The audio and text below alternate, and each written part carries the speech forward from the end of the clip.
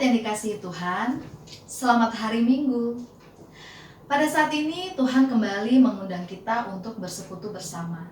Marilah kita menyambut undangan Tuhan dengan hati yang terarah penuh kepadanya.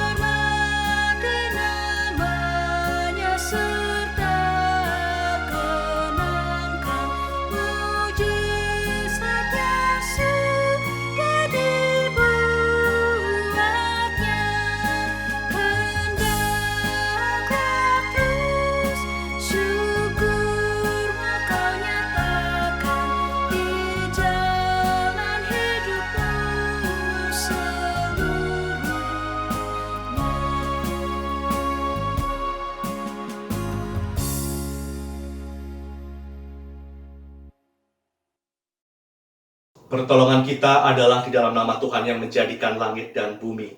Kasih karunia dan damai sejahtera dari Allah Bapa kita dan dari Tuhan kita Yesus Kristus serta Roh Kudus menyertai saudara sekalian. Dan beserta saudara juga. Setiap manusia pasti pernah terluka oleh perbuatan sesamanya. Terkadang, luka dan sakit hati yang ditimbulkan oleh perbuatan orang lain kepada kita membuat kita sadar untuk mengampuni. Nah, melalui tema ibadah, pengampunan memulihkan semua, kita diajak untuk memahami makna pengampunan dan belajar memberikan pengampunan tersebut secara nyata dan sungguh-sungguh, demi mewujudkan pemulihan relasi dengan orang lain dan juga pemulihan bagi diri sendiri. Sebagaimana Allah terus mengampuni kita, maka kita pun wajib mengampuni sesama kita.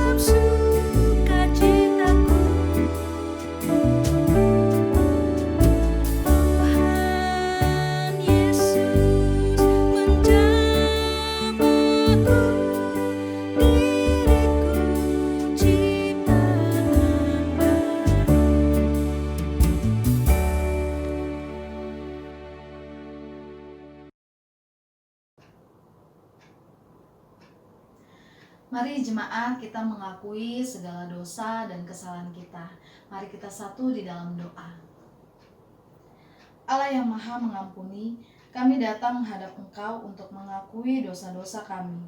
Ada tutur kata, pikiran, dan perbuatan kami yang mendukakan hati sesama dan terlebih mendukakan hati Bapa.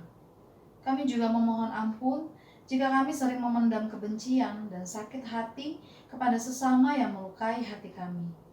Ketika kami enggan mengampuni orang lain, disitulah kami bertindak egois dan tidak menuruti perintah-Mu untuk saling mengampuni. Ampunilah kami ya Allah. Kami juga mau meneruskan anugerah pengampunan dari Engkau kepada sesama kami. Dalam Kristus kami berdoa. Amin.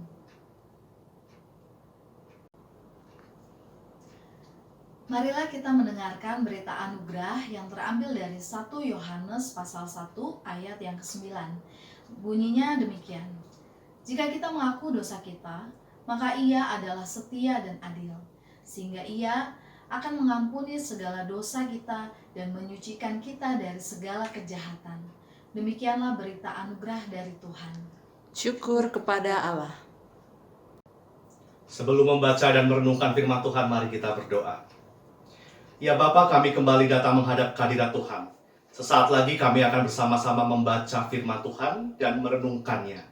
Biarlah kami dikuasai oleh Roh Kudus sehingga pikiran dan hati kami dapat bersukacita ketika menerima kebenaran firman Tuhan.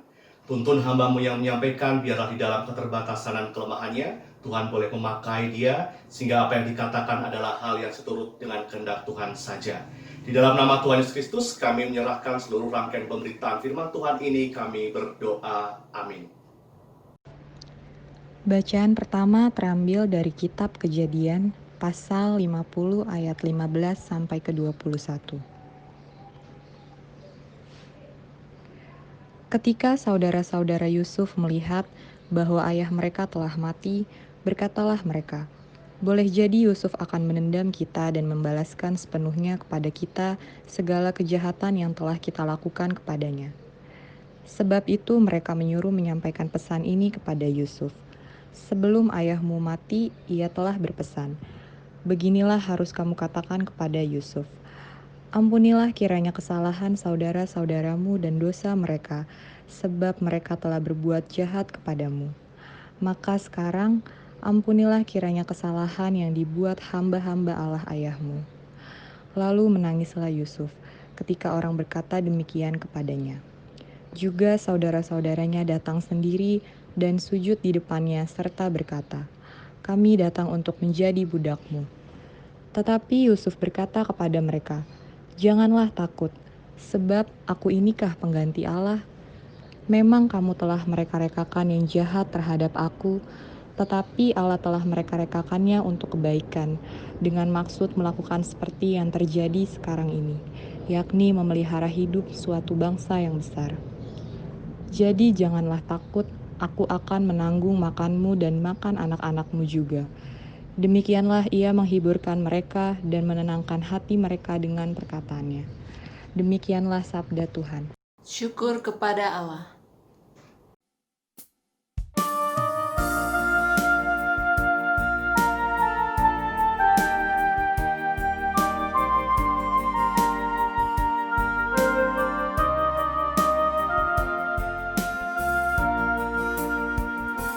Tuhan itu pengasih dan penyayang, panjang sabar, berlimpah kasih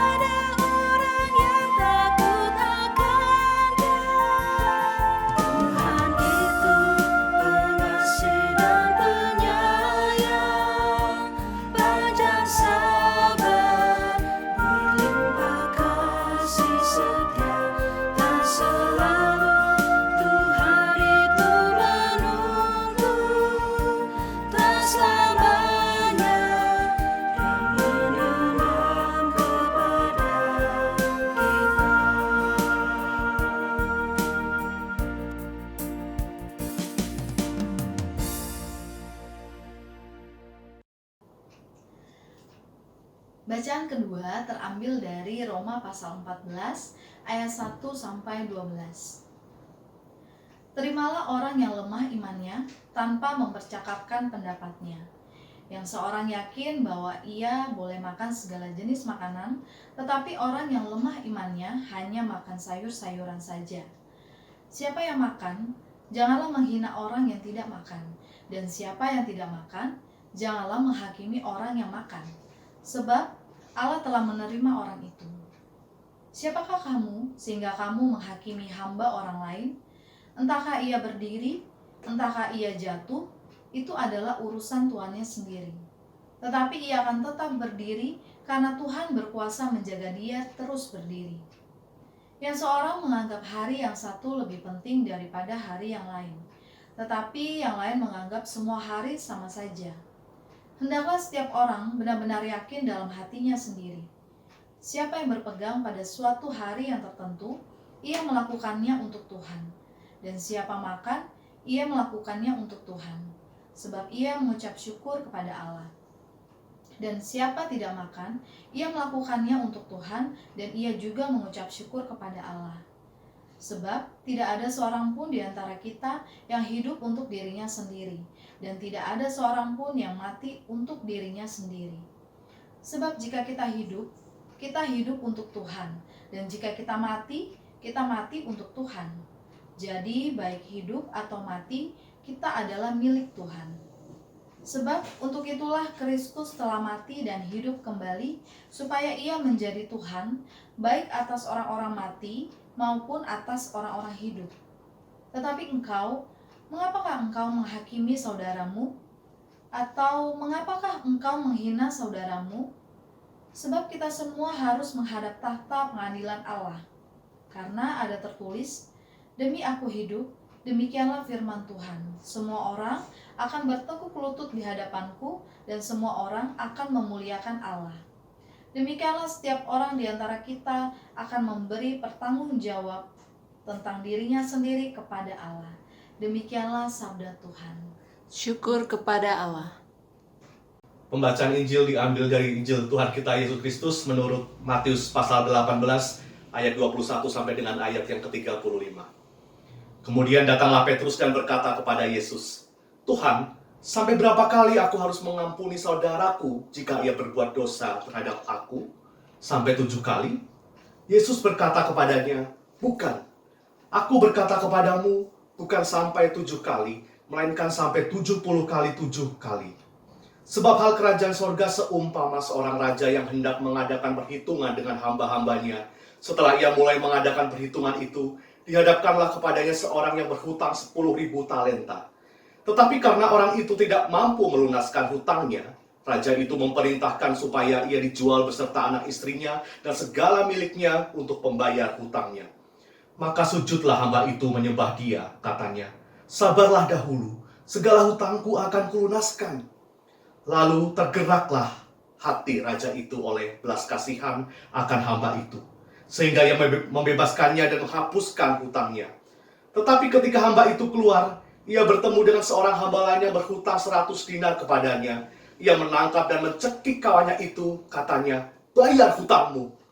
Maka sujudlah kawannya itu dan memohon kepadanya, 'Sabarlah dahulu, hutangku itu akan kulunaskan.' Tetapi ia menolak dan menyerahkan kawannya itu ke dalam penjara sampai dilunaskan hutangnya.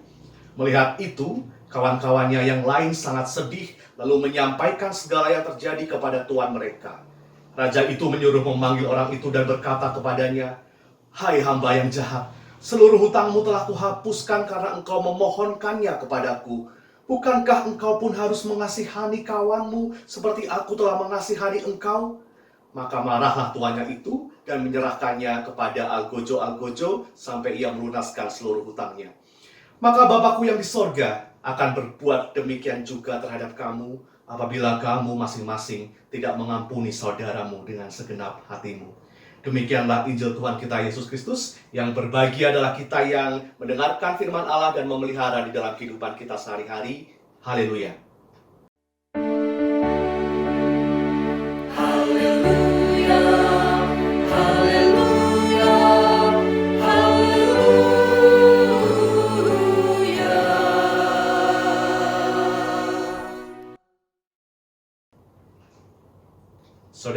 dikasihi oleh Tuhan, siapa di antara kita yang tidak pernah merasa sakit hati ketika ada orang lain yang melukai diri kita, baik melalui perkataan maupun perbuatan, dan kemudian kita jadi sulit untuk mengampuni orang tersebut. Saya kira kita semua pasti pernah mengalaminya. Contoh sederhana, ada seorang teman yang merasa sangat kesal dan jengkel ketika ada teman lain yang mengejek dia. Ia kemudian menjadi benci sampai tidak mau berelasi dengan orang yang mengejeknya. Ketika orang-orang lain mendorong untuk dia supaya mau mengampuni, dia berkata bahwa hatinya terlanjur sakit hati dan enggan untuk memberikan maaf. Di dalam realita hidup kita, mengampuni memang tidak mudah. Terlebih lagi jika orang yang menyakiti atau berbuat jahat kepada kita adalah orang-orang terdekat kita. Mungkin pasangan kita, anggota keluarga kita, saudara kita, kakak atau adik kita, sahabat kita, rekan kerja atau mungkin rekan sepelayanan. Ada yang berkata, aku tidak bisa mengampuni dia. Hatiku sudah terlanjur sakit. Kok enak sekali aku harus memberikan pengampunan kepada dia. Ada juga yang berkata, oke, aku ampuni kesalahannya, tetapi aku nggak mau lagi berjumpa dengan dia. Ada juga yang berkata, saya sudah mengampuni dia, tetapi jangan harap saya bisa melupakan kesalahannya. Orang-orang tersebut mungkin mengira dirinya sudah memberikan pengampunan, tetapi kok di dalam hatinya masih tersimpan kebencian dan juga kesal. Pengampunan yang demikian adalah pengampunan yang bersyarat, tidak tulus, dan tidak diberikan dari hatinya. Hal mengampuni, baik menerima ataupun memberikan pengampunan adalah salah satu bagian dari inti iman Kristen. Tanpa pengampunan, kita tidak akan mendapatkan pemulihan dan juga keselamatan dari Tuhan. Tetapi mengapa dalam prakteknya, kita yang sudah diampuni kemudian menjadi sulit untuk mengampuni orang yang menyakiti kita, yang bersalah kepada kita? Bagaimana cara kita mengampuni dan apa yang harus kita pahami terkait dengan mengampuni sesama? Nah, mari kita melihat apa kata Alkitab melalui bacaan-bacaan leksionari kita hari ini. Yang pertama, saya mengajak kita untuk melihat bacaan Injil. Dikisahkan Petrus, murid Tuhan Yesus, bertanya kepada gurunya, Tuhan, sampai berapa kali aku harus mengampuni jika saudaraku berbuat dosa? Apakah sampai 7 kali? Ada tradisi rabbinik Yahudi bahwa batas untuk mengampuni atau kuota mengampuni adalah sebanyak 3 kali. Tetapi di sini Petrus seolah-olah memberikan proposal tambahan ya, mengampuni 7 kali ya guru. Karena mungkin dia menganggap bahwa 7 ini adalah angka sempurna di dalam tradisi orang Yahudi. Jadi pengampunan dikaitkan dengan kesempurnaan. Kalau mengampuni berarti harus 7 kali supaya sempurna. Pertanyaan Petrus menarik karena tentunya berangkat dari pengalaman keseharian di mana orang saling melukai, dilukai, terkadang begitu dalamnya sampai dirasa dibutuhkan suatu batas tertentu sampai di mana atau berapa kali kita harus mengampuni sesama kita. Merespon pertanyaan Petrus, Tuhan Yesus lalu menjawab, bukan sampai 7 kali, melainkan 70 kali 7 kali. Tidak cukup bagi Tuhan Yesus mengampuni hanya sampai 7 kali. Bahkan ketika ia menyatakan batas 70 kali 7, ia tidak memaksudkannya secara harafiah sehingga seolah-olah Tuhan menetapkan kuota mengampuni itu hanya 490 kali. Karena bagi Tuhan Yesus, pengampunan harus diberikan tanpa batas. Dan ini menjadi jelas di dalam kisah perumpamaan yang ia nyatakan kepada para murid tentang seorang raja yang mengadakan perhitungan dengan hamba-hambanya. Seorang hamba memiliki utang 10.000 talenta.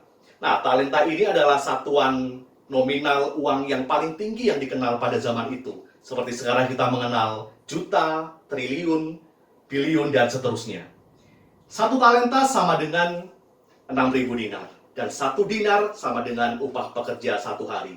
Jadi, utang si hamba ini, 10.000 talenta sama dengan upah kerja selama 60 juta hari atau selama 160.000 tahun. Ya, kita jangan berfokus pada nominalnya, tapi di sini hendak disiratkan betapa besar jumlah hutang si hamba ini. Ya, mungkin akan sangat sulit untuk bisa dibayarkan. Karena tidak bisa melunaskan hutangnya, si raja kemudian memerintahkan supaya si hamba ini dijual beserta keluarganya, bahkan segala miliknya untuk melunasi hutangnya. Si hamba ini kemudian memohon belas kasihan. Ia merasakan situasi yang sulit dan mungkin tanpa harapan. Ia berkata, sabarlah dahulu, segala hutangku akan kulunaskan. Dan yang menarik adalah hati sang raja kemudian tergerak oleh belas kasihan. Ia bahkan kemudian membebaskan dan menghapuskan hutang si hamba. Apa yang dilakukan sang raja adalah anugerah yang luar biasa besar bagi orang yang memiliki hutang 10.000 talenta tersebut, jauh melebihi apa yang menjadi ekspektasi si hamba yang semula hanya meminta penundaan waktu. Hutangnya dihapuskan. Tetapi kemudian ketika si hamba ini keluar, ia bertemu dengan temannya yang punya hutang 100 dinar kepadanya. Ia menagih, ia memaksa, ia menangkap, ia mencekik temannya, bayar hutangmu, bahkan ketika tidak bisa dibayarkan. Bahkan ketika temannya memohon hal yang sama, sabarlah dahulu, akan kulunaskan hutangku, si hamba ini tidak mau tahu. Ia dijebloskan ke dalam penjara. Kawan-kawan lain yang melihat kejadian tersebut kemudian melaporkan hal ini kepada raja. Karena amat menyedihkan, saudara-saudara. Si hamba ini dibebaskan dari hutang yang jumlahnya sangat besar, tetapi ketika ada orang lain yang berhutang jauh lebih kecil daripada hutang si hamba yang pertama ini, ia tidak mau mengasihani hamba yang punya hutang 100 dinar ini. Mendengar perkara ini, raja yang telah mengampuni hamba yang pertama kemudian marah dan kembali menuntutnya untuk melunasi hutangnya yang sangat banyak. Ia berkata begini, "Hai hamba yang jahat, seluruh hutangmu telah kuhapuskan karena engkau memohonkannya kepadaku. Bukankah engkau pun harus mengasihani kawanmu seperti aku telah mengasihani engkau?" Menutup perumpamaannya, Tuhan Yesus menyatakan sesuatu yang sangat jelas bagi para murid dan juga bagi kita pada saat ini. Maka Bapakku yang di sorga akan berbuat demikian juga terhadap kamu apabila kamu masing-masing tidak mengampuni saudaramu dengan segenap hatimu. Pesan Tuhan Yesus kepada para murid sangat jelas, saudara-saudara, dan sekarang dinyatakan juga kepada kita dan menjadi pesan yang pertama untuk kita renungkan bersama-sama, yaitu bahwa kita sebagai murid Tuhan wajib memberikan pengampunan tanpa batas kepada orang yang bersalah kepada kita. Terlebih lagi jika orang itu menyatakan penyesalannya yang dalam dan pertobatannya. Karena sesungguhnya Allah telah lebih dahulu mengampuni kita dengan begitu sempurna dan tanpa batas kepada kita atas segala dosa dan pelanggaran kita. Singkat kata, ketika kita diampuni, maka kita pun harus mau untuk mengampuni. Jika kita sudah diampuni secara cuma-cuma oleh Allah, masa kita tidak mau untuk mengampuni sesama kita? Dan jika kita tidak mau mengampuni kesalahan orang lain, maka apa bedanya kita dengan si hamba yang jahat tadi? Yang dibebaskan hutangnya oleh sang raja, tetapi tidak mau mengasihani sesamanya. Bagi Tuhan, relasi antar manusia itu sangat penting. Tuhan tidak ingin kita hitung-hitungan saat berurusan dengan pemulihan relasi. Memberi pengampunan dengan segenap hati dan bukan hanya dengan ucapan bibir saja. Harus terus-menerus diupayakan. Meskipun terkadang dalam kasus tertentu sangat sukar bagi kita untuk mengampuni orang yang melukai kita begitu dalam. Lalu bagaimana langkah konkret kita supaya bisa mengampuni orang lain dengan tulus dan juga dengan legowo? Yang pertama, mari kita coba pahami dengan pikiran dan hati kita seberapa dalam Allah sudah mau untuk merangkul kita, mengampuni kita, dan menerima kita. Dan sadari pula bahwa pengampunan dengan segenap hati hanya bisa terjadi ketika kita mau untuk memahami anugerah Tuhan. Bila kita mendapatkan hal yang lebih baik, yaitu pengampunan Bapa di sorga, mengapa kita harus menyimpan sesuatu yang membuat kita tidak damai sejahtera? Entah itu kekesalan, kebencian, atau dendam kepada sesama kita. Oleh sebab itu, doakanlah secara khusus upaya sedang kita lakukan untuk mengampuni orang yang pernah bersalah kepada kita. Sebutkan nama-nama orang yang mungkin sudah pernah melukai hati kita di masa lalu. Mohonkan kepada Tuhan. Sembari kita juga melihat, memposisikan diri, bagaimana jika aku menjadi orang yang meminta ampun kepada orang lain, tetapi orang lain tersebut tidak mau untuk mengampuni kita. Nah, mari kita melihat bacaan pertama kita dari Perjanjian Lama untuk melihat contoh orang yang mengampuni dengan segenap hatinya, yaitu Yusuf. Dikisahkan, Yusuf sudah ada di tanah Mesir menjadi petinggi di sana. Yakub sudah meninggal dan sekarang saudara-saudaranya sedang gelisah, takut dan khawatir mengingat apakah Yusuf akan membalas dendam kepada kita ya? Ayah sudah tidak ada. Mereka mungkin berpikir mengingat kembali betapa jahatnya perbuatan yang pernah mereka lakukan kepada Yusuf, adik mereka. Bagaimana ia dibuang dan dijual sebagai budak. Bagaimana ia dilaporkan tewas dimakan binatang buas kepada Yakub ayah mereka. Bagaimana ia di tanah Mesir juga difitnah dan harus dipenjara. Betapa dalamnya kepedihan hati Yusuf. Nah sekarang saudara-saudaranya merasakan ketakutan dan rasa bersalah sampai kemudian mereka datang meminta ampun dan bersujud di hadapan Yusuf, menyatakan bersedia untuk menjadi budaknya. Lalu apa yang diperbuat oleh Yusuf? Apakah ia marah dan membalas dendam kepada kakak-kakaknya? Dan bukankah ia yang telah disakiti begitu perih berhak menghukum saudara-saudaranya, mengingat betapa jahatnya perbuatan mereka dulu? Ternyata tidak.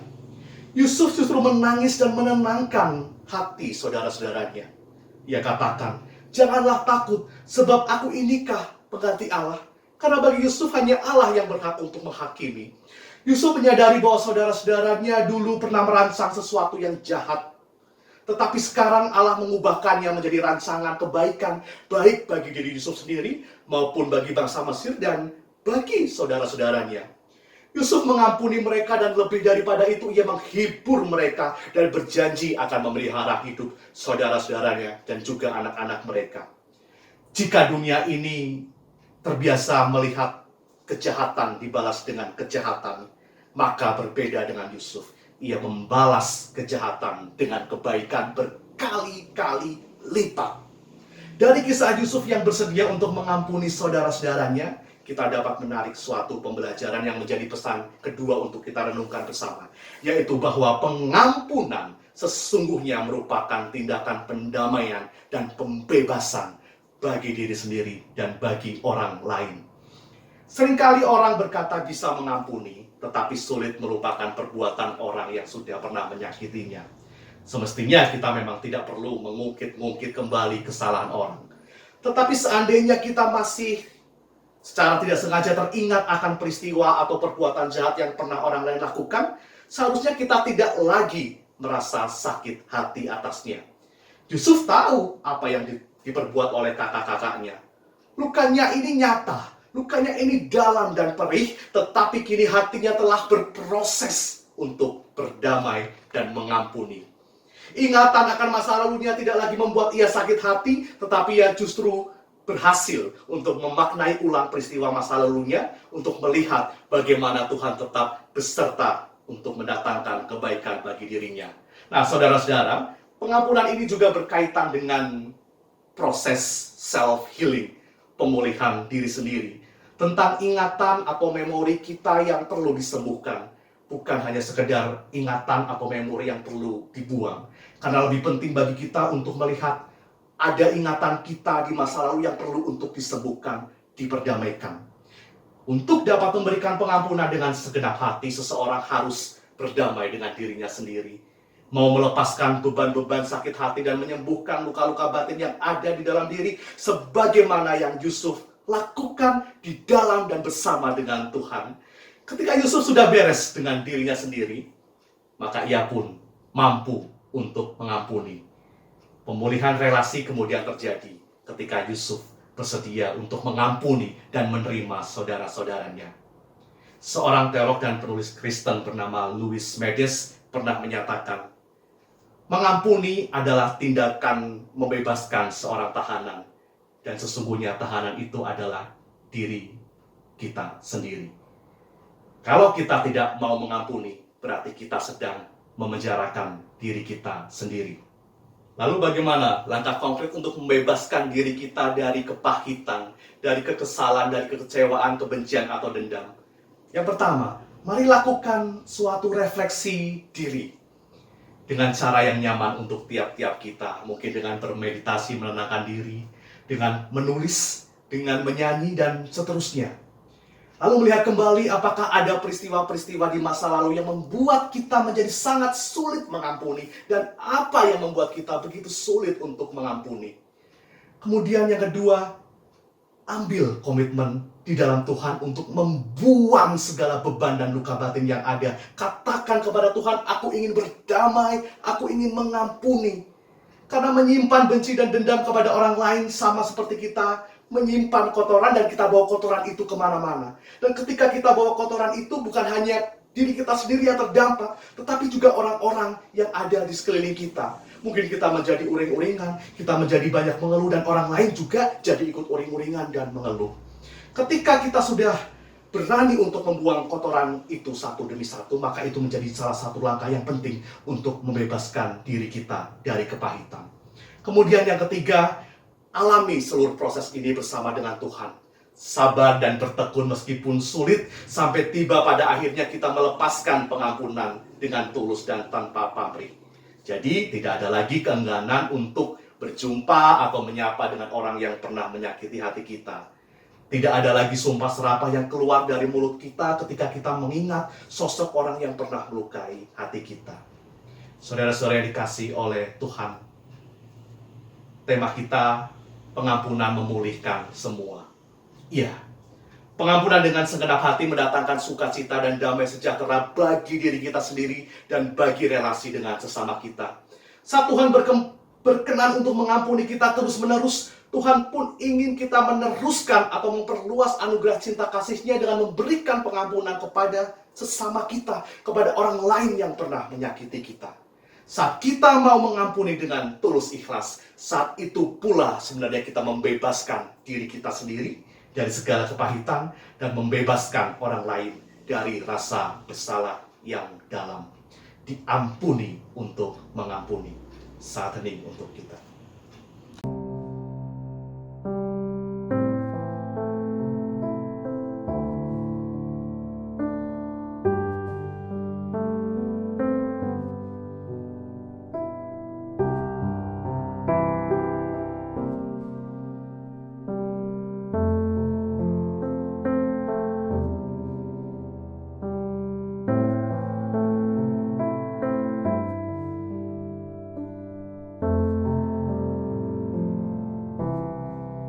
Marilah kita memperbaharui pengakuan iman percaya kita dengan menyatakan pengakuan iman rasuli bersama-sama.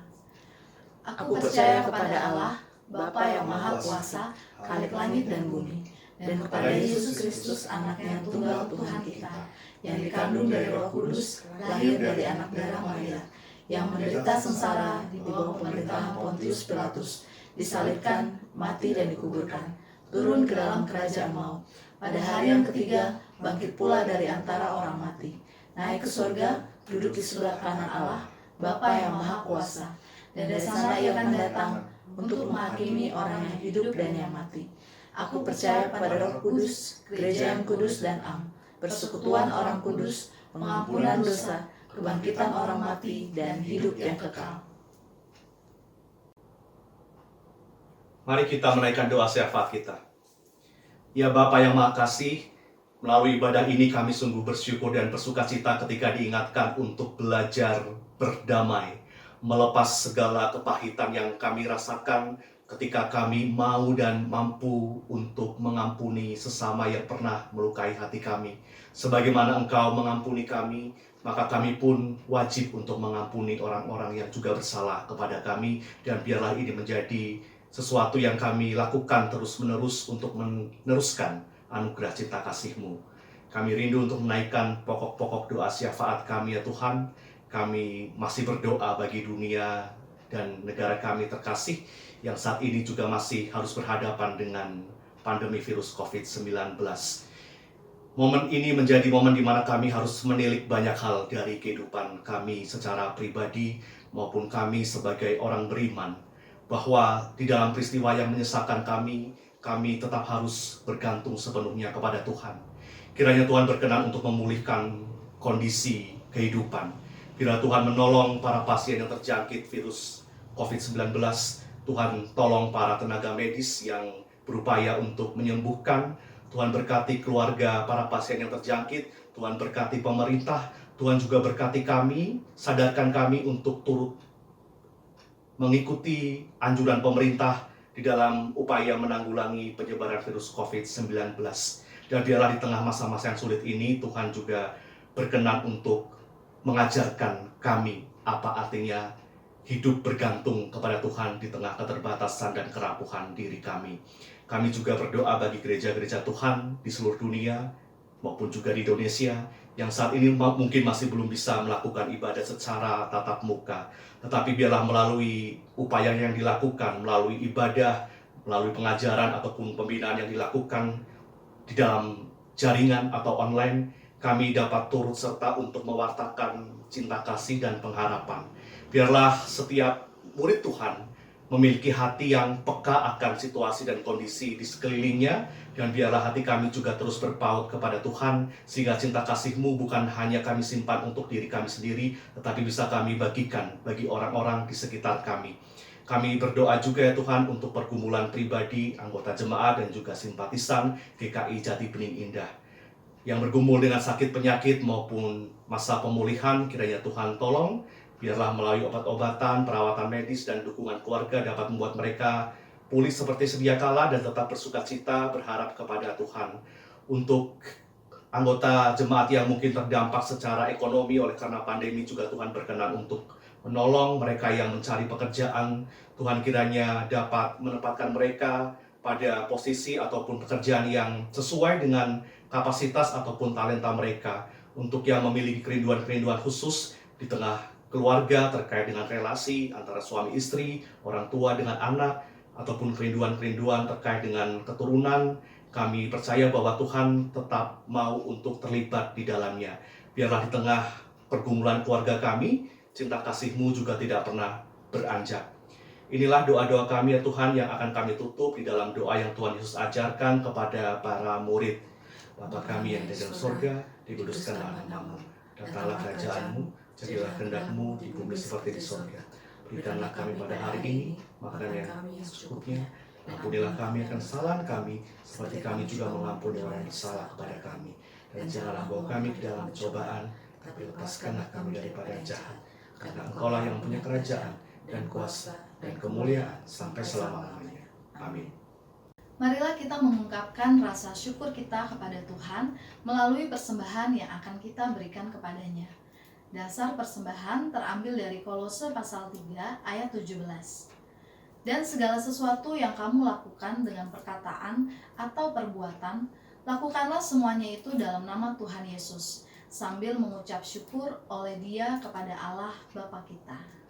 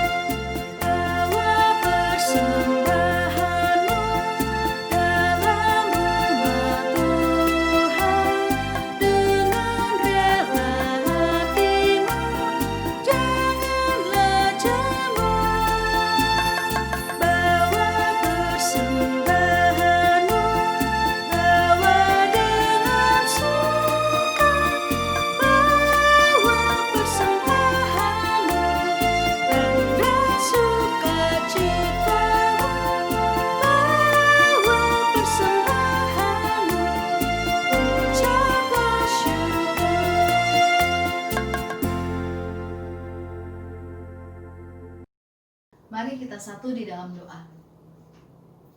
Allah yang Maha Memberi, kami senantiasa bersyukur atas kebaikan yang Engkau limpahkan di dalam kehidupan kami. Kiranya persembahan yang kami naikkan dapat berkenan di hadirat-Mu, dan hidup kami dapat semakin diperbaharui dan diliputi oleh sukacita karena Engkau selalu beserta kami. Amin.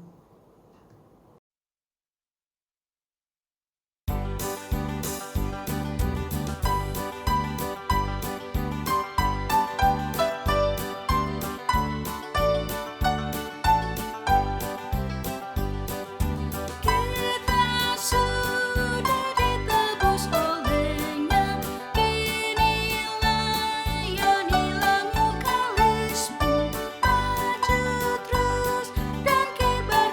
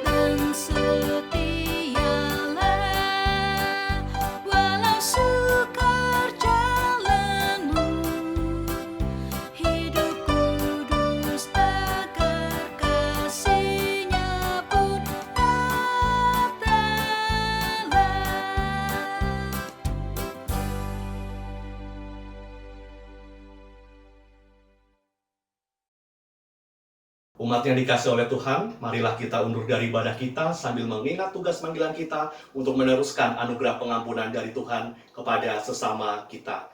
Mari kita menerima berkat dari Tuhan. Tuhan memberkati kita dan melindungi kita. Tuhan menyinari kita dengan wajah-Nya dan memberi kita kasih karunia. Tuhan menghadapkan wajah-Nya kepada kita dan memberi kita damai sejahtera.